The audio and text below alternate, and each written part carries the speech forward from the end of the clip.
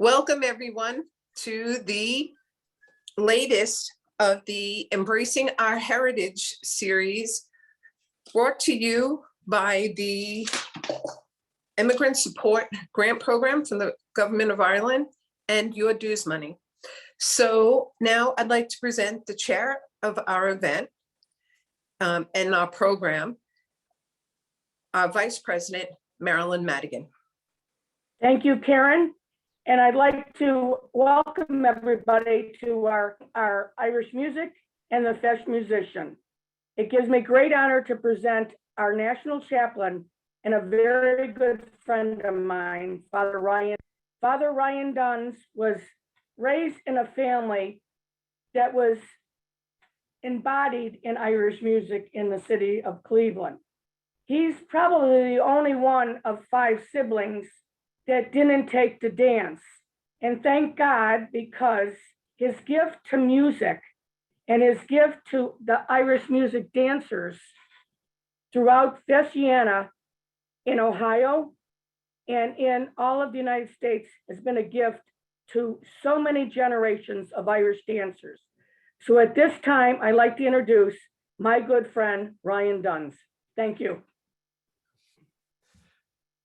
Thank you, Marilyn, and thank you all for tuning in today. I look forward to figuring out what we're going to do. I have some ideas of where this will take us, but I'm pretty keen on letting things unfold as they go. As you heard, I was playing the tin whistle, which has been my lifelong instrument. I think 34 years, about 34 years of playing the tin whistle now. And only a few years shy of that have I been playing the piano accordion, and you'll see that in a little bit. More often than not, my teaching has been tin whistle because it's more portable and it's easier to carry, certainly to carry around and to teach. The accordion, I've never really had to teach it, but I play it all over the United States playing for Irish dancers. Just as a little bit of background, Ryan Duns, I'm a Jesuit priest. I'm an assistant professor here at Marquette University. And you will meet, I am very grateful and honored to have as my guest today, Katie Breck, who is the Marquette University Student Government President. And she's a very accomplished Irish dancer from Mulhern School in Chicago. And it's gonna be great to have kind of something beautiful and good to look at versus me. Speaking of that, I had 2 students for the first time in my life. I've been teaching, I've taught everything from kindergarten to graduate students. And earlier this week, I was walking home, busy day of meetings, and 2 of my students came running up to me and said, Father Ryan, we were looking for you. I said, oh, that's lovely. What do you want? And they produced a small black box, and in the box was a tube with it's got a little silver tip. It was an eye roller. Never seen such a thing. And I said, what is this for? And they were like, well, when you're teaching, we can't tell if you're tired, sad, or old. And I realized I'm all 3. I'm tired, sad, and old. But I took it with humor, and I gotta tell you, it works. It works pretty well. What I thought to do today is give some reflections on the stages of Irish dancing, as how dancers progress through the ranks, to accompany that with some music and some dancing, and just to give some ideas of, why does anyone do this? No, I don't think of any kid at the age of 8 or 10 who thinks, oh, I want to be a Feis musician when I grow up. But I will admit, it's been one of the great gifts of my life to serve. I look at my priesthood and my Feis music as basically coming from the same source. I do my job best the less people notice me. And when you go to a Feis, you shouldn't notice the Feis musician. They're there, they're providing the music that sets the kids free to dance.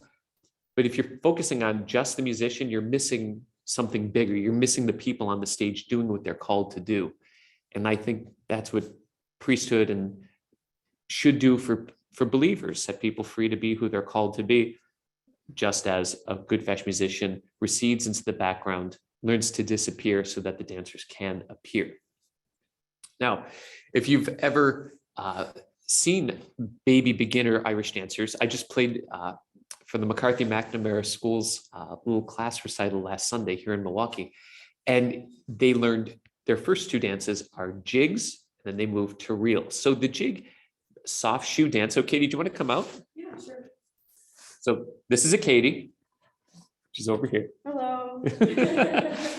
Yeah, so Katie, can you show us like what is the basic movement of a jig? Yeah, so it starts first with a straight leg jump. So we do a jump, and then at Mulhern, we call this a whip, but it's kind of just bringing your foot up to your hip. And then, so like a whip, and then you bring it back, 1, 2, 3, 4, and then you switch and do it again. I could do that. Actually, I couldn't. I'd probably break something because I'm tired, sad, and old. What I will do is play on the accordion a couple bars of a jig, and we'll see, we'll watch Katie do her jig. I mean, it's not all that complicated. I mean, these little 4 and 5 year olds were doing it. I should add that part of the reason that I didn't do Irish dancing is my mother said to an inquirer on the night of my ordination, who asked, why didn't Brian take dance lessons? My sisters took lessons, my brother took lessons, my nieces take lessons, my nephew dances. My mother's response was, we spared ourselves the indignity of having him dance because I would have been a disaster. So here we go. Let's see what happens. We won't worry about metro. Miriam, is the audio okay? The audio is okay, but can you put your camera down so we can see your feet? Yes, let's do that. I bet you're surprised that we don't have a sound studio or a production studio in the Jesuit residence. We do not. We have a good kitchen and a nice chapel. All right, here we go. So a little jig. I think I would add this. One of the interesting things about watching the dancers is they get an 8-bar introduction. And I think it comes with learning to Irish dance that you have to learn to be patient. You learn how to wait and take your turn. You have to learn to listen to the music to give you the cue when to enter into the dance. And it's part of that listening, hearing the rhythm, and paying attention to what's going on around you, that dancers have to develop a sixth sense of relationship with the musician who's playing for them. I mean, I think it's kind of cute to think that in this world, how many 8-year-olds know an accordion player? Probably not very many, but from the babies on up, they get to know us as musicians who are playing for them, who are rooting for them and cheering them on. And it's kind of cool to watch kids grow up from when they were really little to they get to college and become the president of Marquette Students' Government.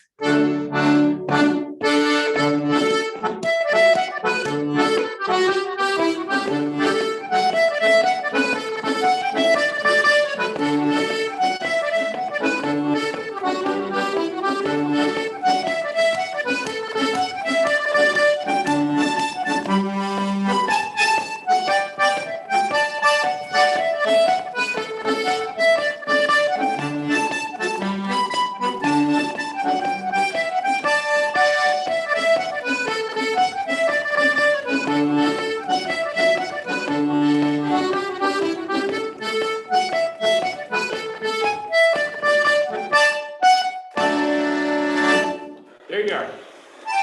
Okay. Put that down.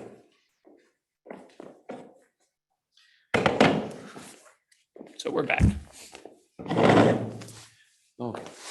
Oh, that's actually looks pretty good. Set up professional audio in the audio settings. I'm not going to worry about that. So to the outsider walking into a feis who knows something about music at all, or just even casually watching, the life of a feis musician it looks pretty mundane in that we sit by the side of a stage, line after line after line of dancers comes up, they dance and walk away. And I bet you I hear at least once a feis, and I play a lot of these events, that people will say, don't you get tired of playing the same thing over and over again? And the reality is I don't, because I don't have to play the same thing over and over again. Although I am tired, sad, and old, as well pointed out, I have a lifetime of experience of learning to play different tunes to accompany the dancers. So there are days that I can play for an hour and not have to repeat anything. which, it just goes to show, even if the dancers aren't necessarily paying attention to the exact tune that we're playing, I'm sharing with them, I'm playing for them the music that I learned from the time I was a little boy. In Cleveland, Ohio, we had two great musicians, Tom Byrne and Tom McCaffrey. We had Al O'Leary on the accordion. We had a very vibrant and growing Irish music scene, Marilyn Madigan being an integral part to that, Rita Lally, Tom Hastings, vibrant Irish music. And we had a vibrant Irish dancing group. Una Ellis from Cleveland, the McCaffertys from Cleveland, Tessie Burke, Bobby Masterson. We had a great Irish culture. So being Irish wasn't something you thought about only in the month of March, but it was something you just sort of did every day. It was part of our DNA. Other kids were listening to Green Day tapes in the car. I was listening to Feis music and sometimes the Wolf Tones, or the Bothy Band, or whatever, Planksty. But it was just part of our culture. It's what we were steeped in, and it's what we celebrated all the time. So you're not only Irish on St. Patrick's Day, Irish was just a way of life for us. Now, as the dancer moves along and grows in skill and technique, they begin to learn the reel. And that was the funny piece this weekend, watching them try to do their reels. They were great at the jig. The reel is much more, for whatever reason, more complicated. As a non-dancer, I can't speak to that, but Katie can tell us something about how to learn the Irish reel. Yeah, definitely. So it's definitely a step up from the jig. I would say it's definitely, like, the style too depends on the dancer.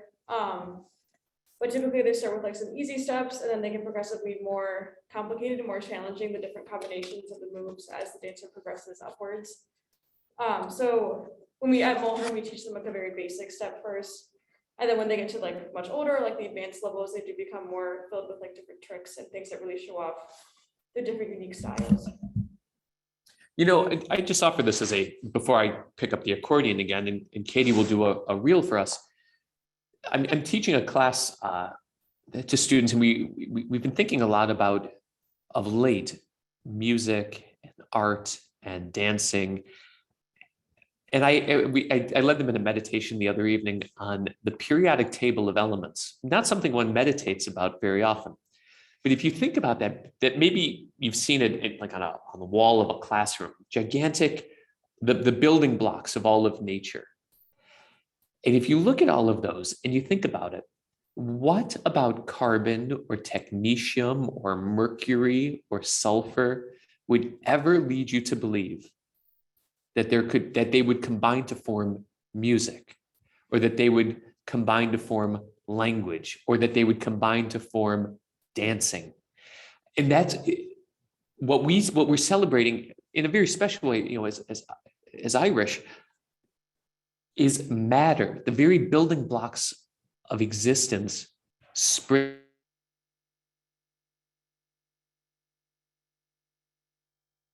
that sings, and we sing our memory, and we sing our hopes and dreams, and we pray. This, to me, is part of what we celebrate in every feis. Every feis is a celebration of something bigger and greater than ourselves, certainly our tradition, but this music that draws all of us into itself and frees us in profound and exciting ways. So I'm going to play a reel on the accordion. Again, at a feis, you would play with a metronome to keep the dancers are so well trained that they use metronomes. Now, if some of you were dancers when you were younger, like in the 70s or 80s, there was a point when dancers would have to know their music well enough to tell the musician a little faster, a little slower, and they would give hand gestures, letting them know, where to go. That was done away with some years ago, and now we have metronomes that, click and keep the musician in time. I think Katie's good enough for me not to use a metronome, and I think I have a basic idea of how fast to play. So I'm going to play a reel for you on the accordion, and she's going to do her dance. The dancers will, the younger ones will dance for 32 bars. It's basically one time through the tune. So there's the tune as an A part and a B part, most reels. And so I'll play the A part 3 times. So they get their 8-bar intro. That's when they're priming themselves to get ready, listening for their cue to start counting. And then they'll do the right step, the first step and the second step, the right foot, the left foot, the right foot, the left foot, and it'll all come together because she's good. And I mostly know what I'm doing.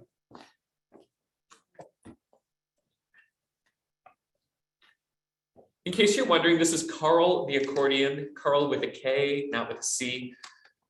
I had Rex before. Rex is in Cleveland. This is Carl, my constant companion. I can't have a wife. I can't have a dog. I get an accordion.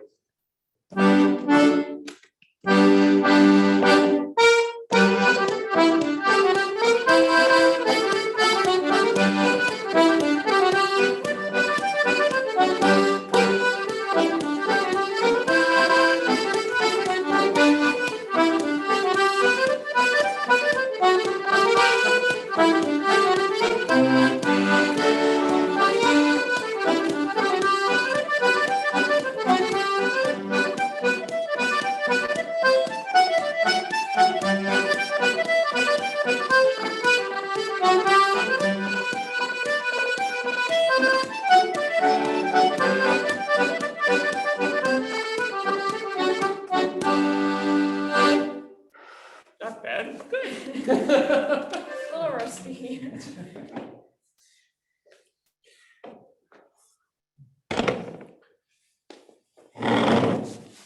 I mean, she just said she's a little rusty. Like that right there would require a week of convalescence if I tried it for most of us.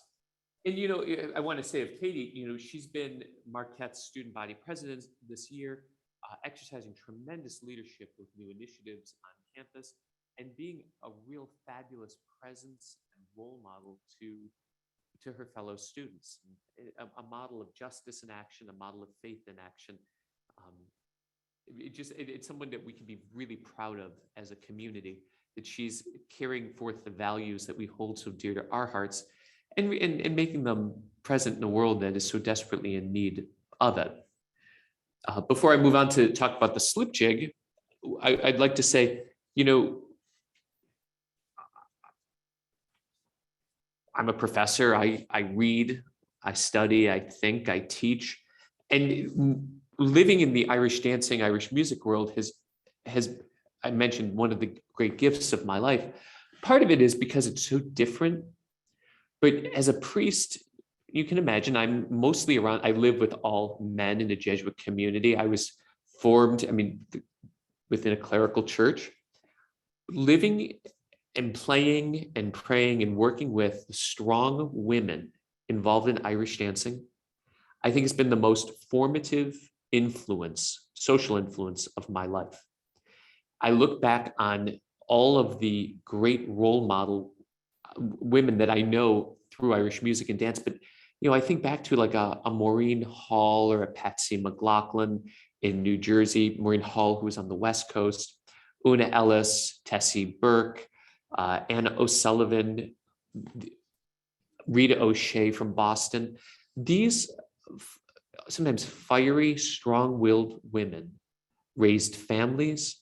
They had their career, their own maybe life, like daytime careers. Some of them were teachers, but they became the evangelists of the culture that they loved. And you know, Maureen Hall was a 3 million miler on United Airlines, flying all over the country, sharing with countless numbers of children in cities all over the nation her deep love of Irish dancing and Irish music and Irish culture. And I look at what they did, and they are inspiring to me, not only for their tenacity and their persistence, but because they always pointed to something beyond themselves. It wasn't Maureen Hall saying, everybody look at me. It was Maureen Hall saying, this is the culture I love so deeply, and I want to connect another generation to it. And it is not surprising that her daughter, Ann Hall, one of my dearest and closest friends, is teaching the basically Maureen Hall's grandchildren and great grandchildren of Irish dancing, that generation after generation stay with the McTaggart School because of who they are and how well they were trained. Or the long lineage of Dennehy Irish dancers in Chicago, Illinois. Dennis Dennehy taught Michael Flatley, who we are all very much indebted to for making Irish music and dance so such a phenomenon in the world. But Michael Flatley didn't do it alone. He learned from someone, he learned his music from others, and all of that came together to shape and form our culture the way that it is. So enough of my blather. Let me talk a little bit about the slip jig. I've been doing this for a long time, and this may be the one dance, if you gave me $100, I couldn't count a kid into. So what do I mean by count? When we play a jig, this is audience participation time. I want you to try to count to 8 once I start playing. And on 8, if you get to 8, I'll be starting the 8 part again. Very simple. Like, Katie, would you clap for the 8? This is our play time. Ready?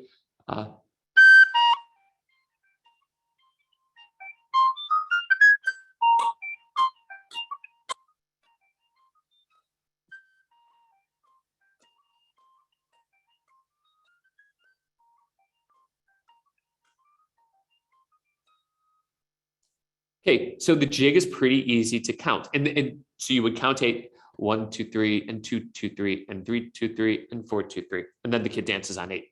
Let's do it with the reel. Can you do the counting? Mm-hmm. Okay.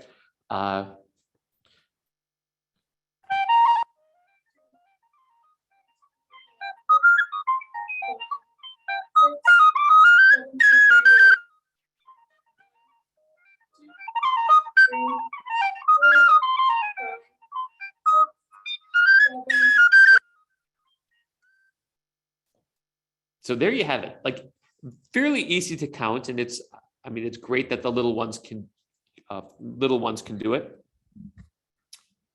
But when we get to the slip jig, which is in a different time signature, 9/8 time, I still can't count it through.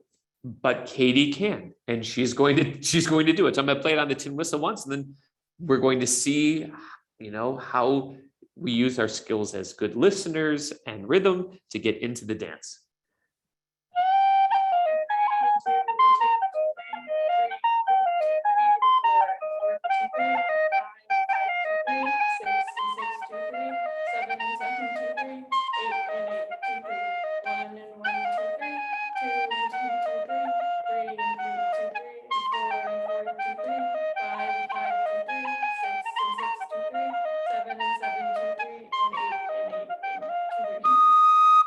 Okay, so that actually may be the first time I've ever heard anyone count it out, and it now makes more sense to me.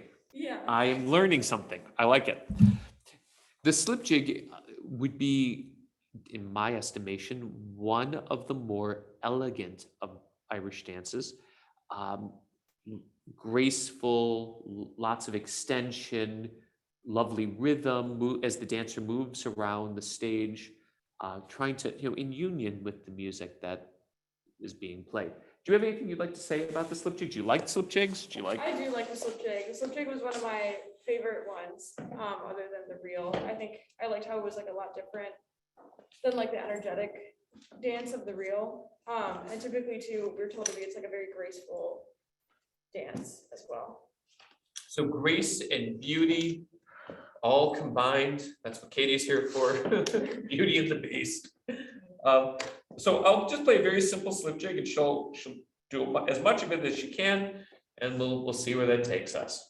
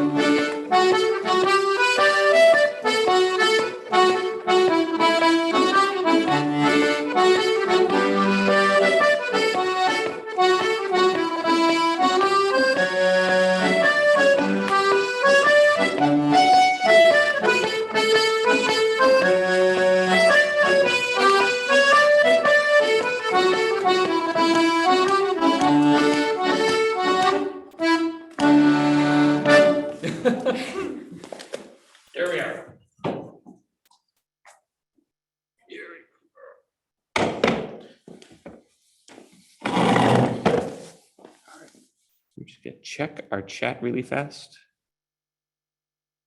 Okay. Here we go. Good. And if anyone has any questions, you can, let us know, and I'm happy to answer them, or Katie's happy to respond as we go. The next thing I think we would, I'm going to show you our floor is slate, I think. I don't know, it's stone of a type. And I don't want Katie to have to put hard shoes on, A, because I have no idea what it would do to the floor, and B, the last time I played with Katie, it was for new student orientation. Do you remember that? I do. And it had poured, and they gave us these risers for her to dance on, and they were carpeted.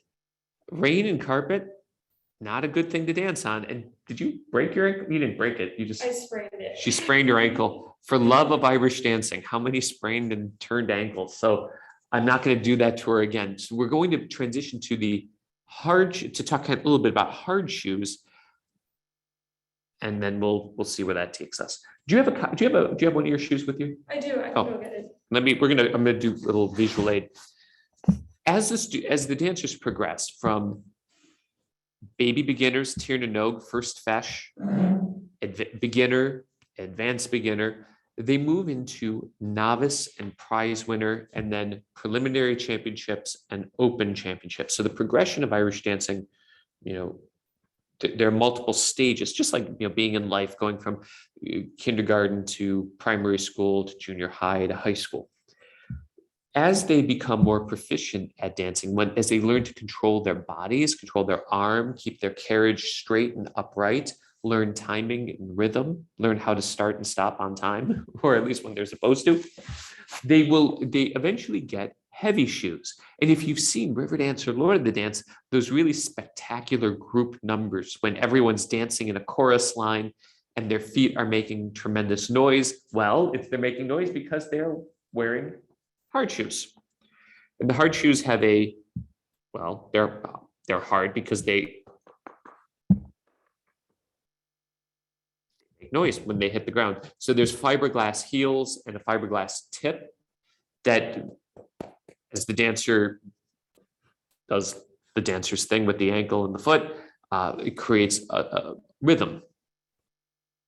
Now,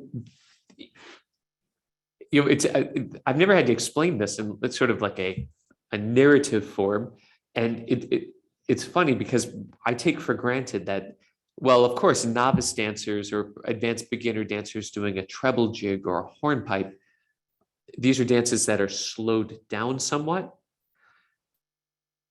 That's what they put on their heavy shoes and they do it.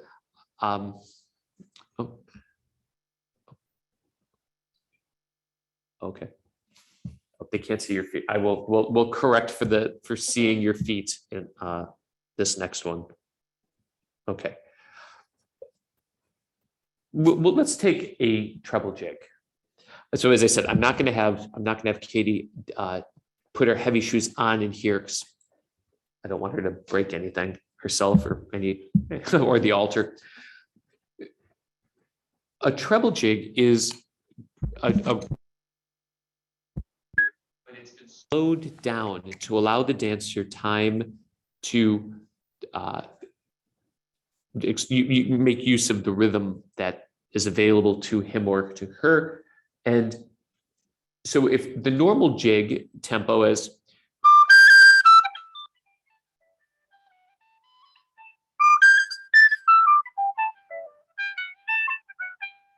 if that's a normal jig, the treble jig is going to be a lot slower.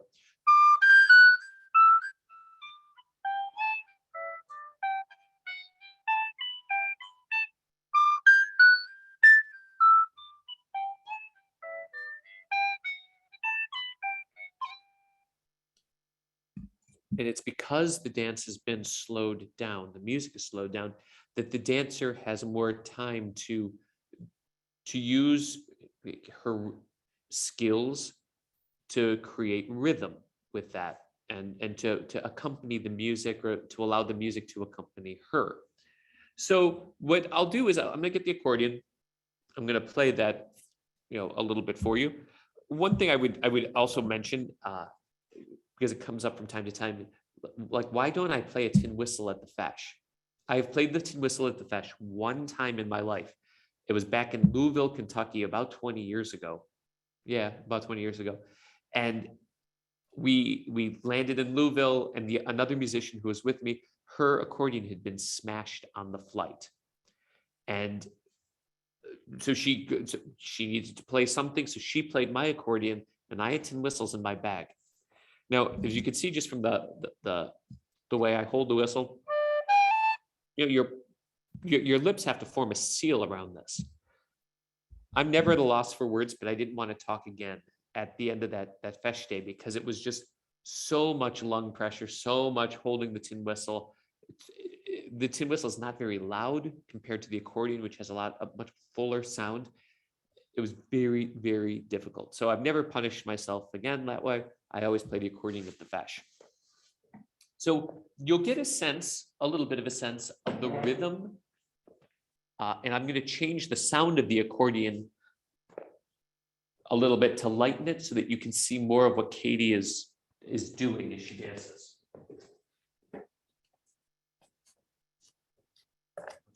Like the right hand on this. So this is a treble jig. It's okay.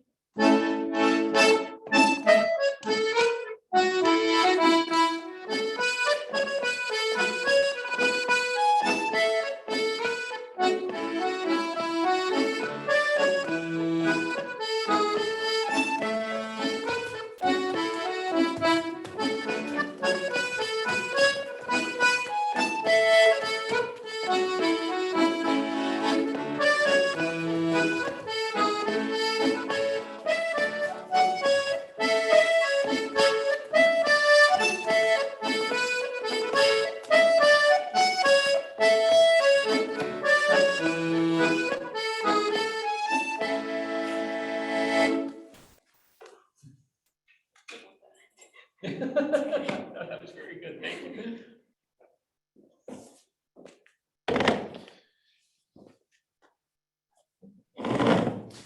Now, one thing, so that was just a portion of a treble jig. Now you have to imagine at a Feis, you could have a stage with 7 treble jig competitions, each competition with 12 to 20 children in it. And you play that over and over and over again. And so you have a metronome beeping in your ear, and then you have children pounding the floor. Some of them in rhythm, some of them with timing, but it's a lot. And that can be hours of your day. I once had to play an entire stage of hornpipes at a Feis. And we'll get to hornpipes soon, but that was appalling. Because it was just the same thing over and over again, not the same tune, just the same kind of dance. Whether they sped it up or slowed it down, it didn't matter. It was just 8 hours of, it seemed, of agony. The life of a Feis musician. So that was a treble jig. The next is what they call a hornpipe. The hornpipes are dances done in 4/4 time, also with hard shoes on. Again, I'm not having Katie put them on. The hornpipe is not unique to Irish dancing. If it was a sailor's dance as well. I don't know if the Irish have any particular claim to total uniqueness in their dance, but it's a dance that cuts across cultures. Like clogging would be, an Appalachian folk dancing would all have a similarity with the Irish heavy dances. I'll just play a very common hornpipe, and then actually I'll play it, and Katie can dance it because she can dance to the tin whistle. It's just the two of us. So this is like, I think, baby hornpipe.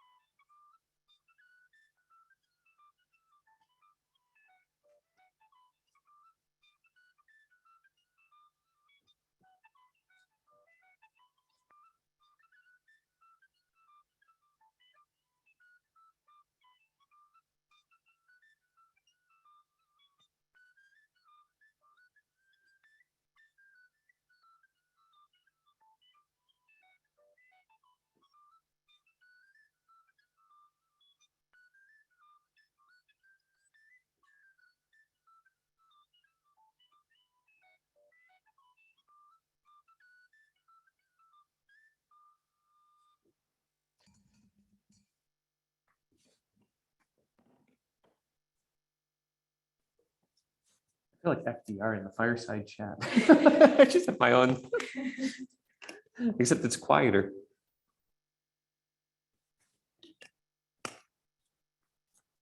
So I'm going to ask Katie a question. Katie, when you were a dancer, what did you think about when you were like waiting to dance? What was going through your mind? Waiting to dance, I was definitely very nervous. I was just normally going through the steps in my head and remembering my teacher's corrections too. And then while I was dancing, I honestly don't know what I was thinking about sometimes. Most of the time, like if it was like a more difficult dance, just trying to stay on time, remember the steps. But like the big competitions, we'd be practicing over and over and over again for weeks and weeks and weeks. I would have certain points in the dance where I remember to like pull my arms back a little bit more, or like turn my feet out specifically. So like that kind of varied, but definitely before was just a lot of nervous energy, but also a lot of excitement because one thing I really liked was like performing on stage as well. Awesome. Katie, maybe you could say something, because I think it's always good to reflect on, and just so you know, like this has not been rehearsed at all. I'm just asking questions now as they occur to me. But, as a young woman, what lessons did you learn from Irish dancing that have helped you in being such an accomplished student at Marquette University? I think definitely the importance of like time management and like working really hard, and like perfect practice makes perfect. I think that's really helped with like studying, as well as like, I think too with Irish dancing, there's always like that motivation to keep working towards like some sort of goal. I think I learned a lot about goal setting as a dancer, whether it's like wanting to qualify for this next competition or just get better at this one dance or learn this new thing. So I really think it was like that importance of like goal setting, but also like the importance of continuously learning and always being open to feedback and different corrections. I think that's really helped me now, like that openness and like that ability to communicate so openly about things that I need to work on, or kind of like what the next step is in my role as president. And I think too, also just like the like confidence. I think I really like got comfortable performing like lots and lots of people, like lots of different audiences. Like it's definitely nerve-wracking performing in front of judges, but I think that's something that's really kind of helped shaped my presentation skills, as well as my ability just to be comfortable speaking and communicating with all different people. That's really helpful. That's really helpful. And how did you get into Irish dancing? Yeah, so my parents had a recording of Riverdance from like the 1999 Eurovision contest. And we were watching it when I was, I think, 3 or 4 years old one day. And I looked at my mom and I said, that's what I want to do. I want to learn how to do that. And I would like run around the house, like pretending to be an Irish dancer, like learning, trying to like teach myself what they were doing. And my parents eventually probably got tired of me making a mess of the house also. So they eventually enrolled me in lessons at the McNulty School of Irish Dance, very close to my house. And I fell in love with it and was hooked, and I haven't really looked back since. And has it been good for the community, like building community and your friends? Yeah, I think definitely. Well, I think like, especially like I mean, like in the Midwest, the Irish dance community, so I feel like close knit, but also not at the same time. Because like I grew up with the same, like competing with the same people from like when I was 7 until I stopped competing around like age 17. So I really like got to know them and had like a lot of connections just across the Midwest, as well as like going to practice like every day and going to like at least every week, and seeing the same people and like having like that close-knit community within like classes and within the dance school, I think was helpful. And then here at Marquette too, we have an Irish dance team, and it's still like I knew lots of the people already just from competing or from feshes or from just performances in general. So I think it's like something that like connects people for like life. I think like having that shared experience and that shared passion too for something that's so close and part of your culture. That's awesome. Thank you. That's been one of the a privilege that I've enjoyed tremendously, that over the years I have gotten to do the baptisms, the marriages, and even the funerals of people that I have known for a very long time. When Maureen Hall passed away 5 years ago in 2017, I was invited to go out and do her funeral. And it was one of the great joys in a very difficult time, because someone I loved very much and who was so special to so many people, I got to be with her family and her community and pray with them. And that's the one thing I'd like to tell parents about Irish dancing. Certainly not every musician, but maybe we all do in a different way. What do we do when we're playing? Playing and praying are very similar, because you're commending yourself, you're putting yourself at the service of a force bigger than yourself.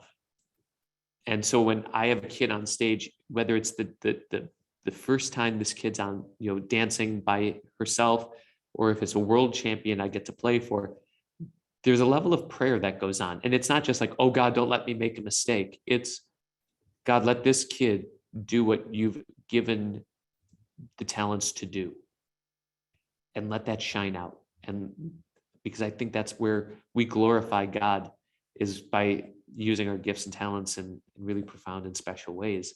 And that's what I love about teaching students, and I love teaching music, and I love playing for people like Katie who get it.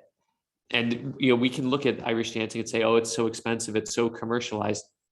But in 10 years, when Katie is going to her friend's wedding, well, in 5 years, when you're going to your friend's weddings, you'll go to the wedding of the kid who you did the Kaylee with, and you'll all know the Hyde called cap, and you'll all know the Sweets of May, and you'll dance and you'll laugh, and you won't remember what trophy you got or what sash you got. You'll remember silly things your teachers did, road trips. You'll remember your community. And that's I think much more important. It's easy to overlook the strong bonds we create with one another and focus on the non-essential things. I think a longstanding commitment to our culture and our heritage enables us to see the big picture. So Marilyn, do we have some other questions? We do. Yes, somebody asked about the age of starting, if you could address that, please. Sure. I think, well, how old were you, Katie?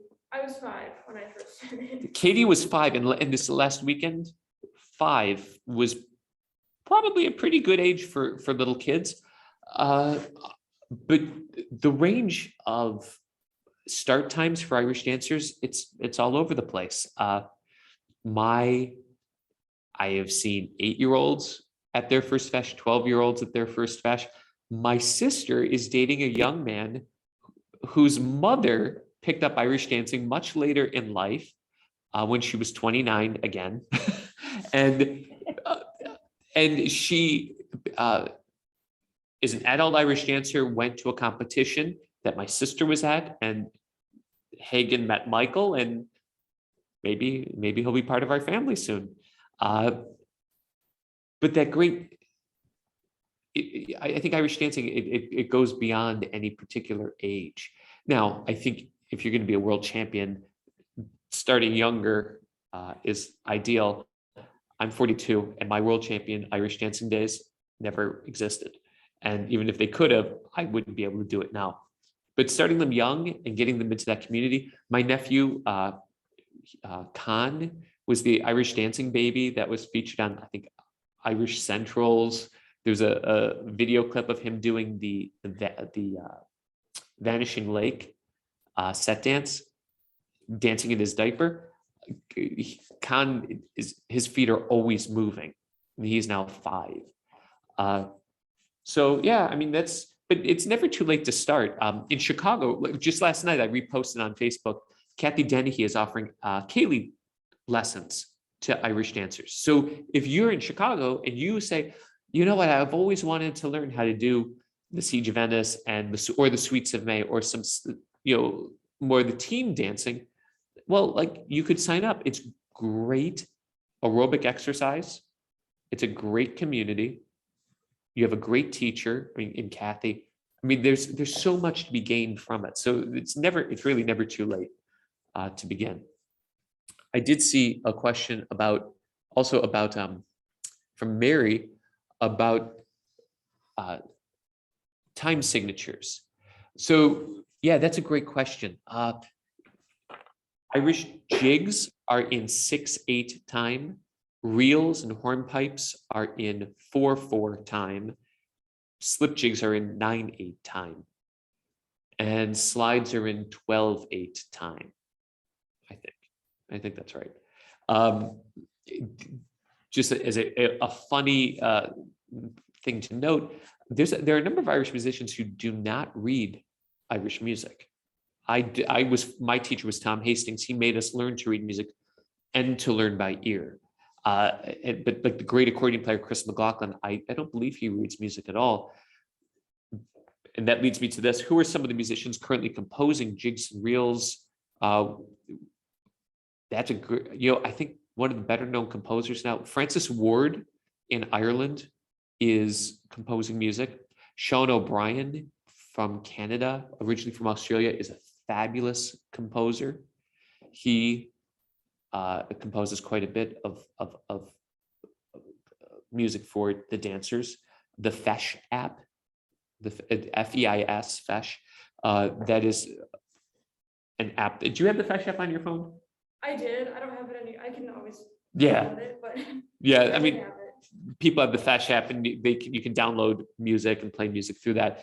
That would be a resource, and a lot of Sean's tunes would be put on there. Yeah, I think what I love, one thing I can appreciate about the Irish musical tradition is it's not frozen in time.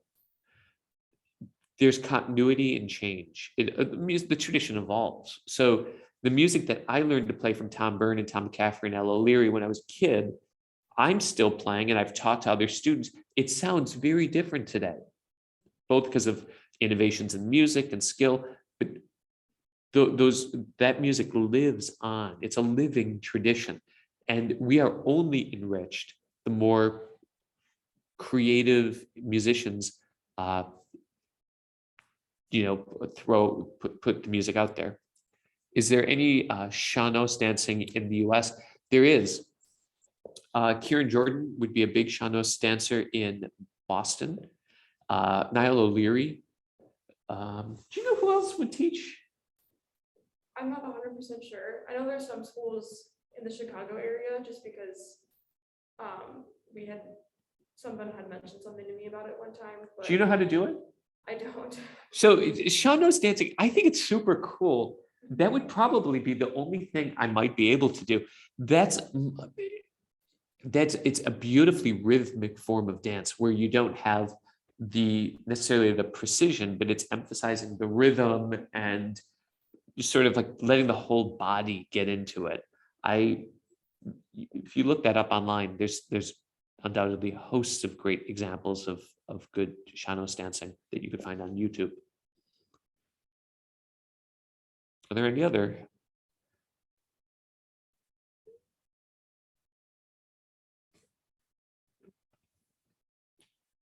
It might be worth mentioning. So one of the signature dances that every dancer will learn and have to perform is called a set dance. The set dance is in Irish dancing. There are 40 of them. When I started, there were 30. Then we added more, and we had two more recent compositions, one by Michael Fitzpatrick, one by Francis Ward, that were added to the canon. And so by set dance, we mean that there is a list of dances, pieces of music in jig rhythm or hornpipe rhythm, that the dancer can choose the tempo and the particular dance that he or she is going to do. And then their dance is set to that set piece of music.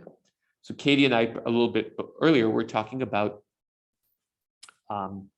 what her set dances were. And so she danced one called The Storyteller, Vanishing Lake, and Ace and Deuce. My sister Tori always danced Ace and Deuce in her championship times. And I'll grab the accordion just so you can see what that means.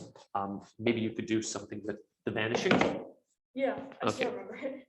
She still remembers The Vanishing Lake. There we go. So Vanishing Lake it's a recent composition, 2014, I think, by Francis Ward from Ireland. Francis is an incredible musician and a good dance teacher.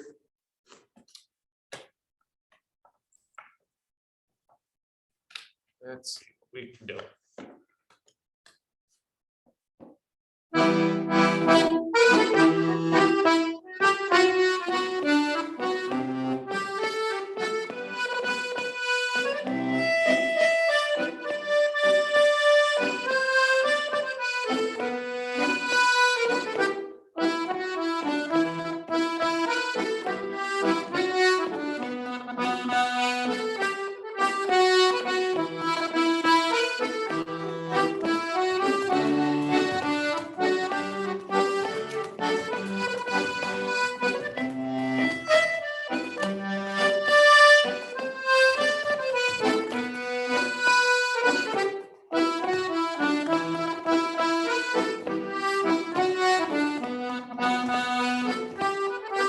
Should I go to the set?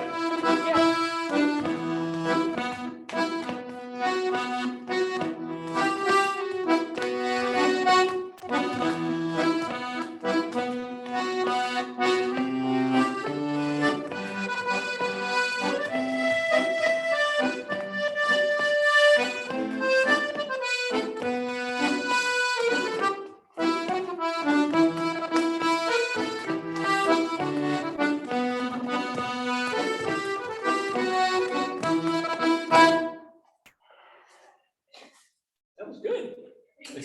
How does it feel dancing without the hard shoes? Weird. It's weird, yeah. So weird. I don't think I can do that.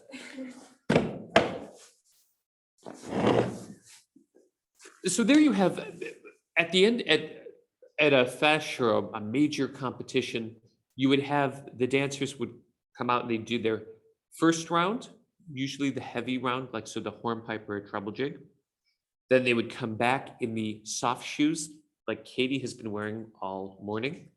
And then they would come back if they're recalled in a major competition or at a local fesh, they'd come back for their third round where they would do their set dance. Generally, in non-COVID times, the dancers would come out two at a time. During COVID, very often dancers would just go one at a time, but the set dance, because it's unique to each dancer, is always danced one at a time. I should mention this because what gets forgotten, and I'm so committed to elevating the status of the heroes of Irish dancing. When in March of 2020, when the world shut down with COVID, the question was, well, what's going to happen to Irish dancing? So the World Championships of Irish dancing were canceled, the North American Championships were canceled, but it was these innovative, dedicated, and organized dance teachers. And I'm thinking especially of Amira Waters in Florida, Ann Hall in Denver, Stephen Scariff, Joe Manning, who came up with what we now know as the COVID fesh, where Ann Hall in August, so we're barely 5-ish months into the pandemic, Ann Hall organized a fesh that was run entirely outside. And it had an elaborate system of wristbands, color-coded wristbands that indicated to each dancer who was supposed to be where at what time. I know that it was an elaborate system because I had to fill the envelopes with the hundreds and hundreds of colored wristbands that Ann had so carefully organized. And I say that not as braggadocious.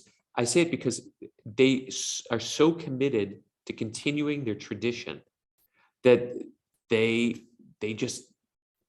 it wasn't an option not to have the fesh, not to bring the dancers together, not to give them hope. And so they came up with incredibly creative ways. And I would say, very successfully. The Mid-American, I'm a Mid-American musician, the Chicago area, I'm from Cleveland. Our Oireachtas, our Mid-American Championship, was held even in the pandemic. That can't be said for all of the major events. The Southern region managed to carry it off. New England, I played a number of them this year. The World Championships, thanks be to God, will be danced in Belfast this coming Easter. So it's, things are returning to normal, but it's because of the ingenuity and commitment of these unbelievably strong leaders. And I think especially like Myra and Anne, who really took charge in thinking through how we could keep the tradition, keep the dance alive, and keep our dancers engaged. Are there any questions or anything I can?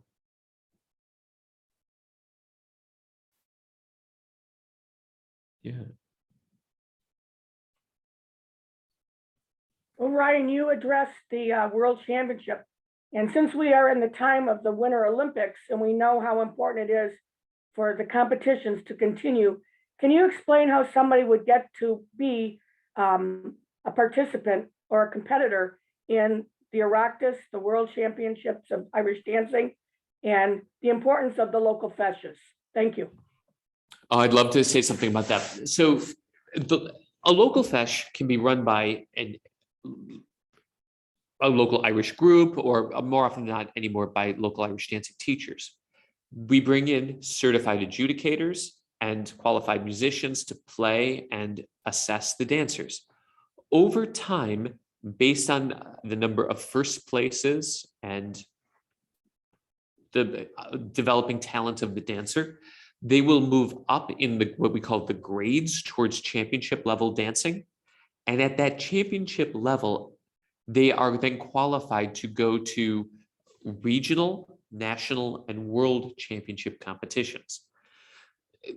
So it's not just anyone can sign up to go to the nationals. You have to pre-qualify to attend, and to get into the world championships, it's very challenging. These are in each region will qualify a certain number of dancers to represent their region at the world championships each year. And it's a great honor just to be qualified to go over. You qualified for the worlds? I never did. You never, I'm sorry, Katie didn't. She should have. Those judges were all crooked and didn't know what they were looking at. I reject them. I denounce them all.